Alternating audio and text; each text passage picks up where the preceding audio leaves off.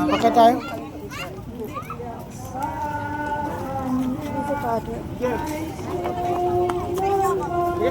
Bye-bye guys! Ingat!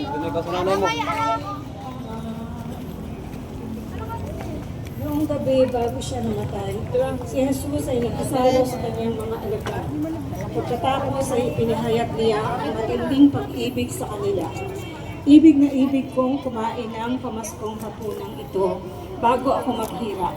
Sa sandaling ito ay magkakaroon ng katuparan ang kanyang pagnanasang ibigay ng buo ang kanyang sarili sa mga tao.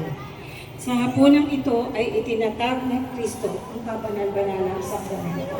Panginoong Jesucristo, binigay niyo pa ang mga bagay sa sakramento ito. Bilang tanda ng walang araw na pag-alaala sa aking paghihirap, turuan mo kami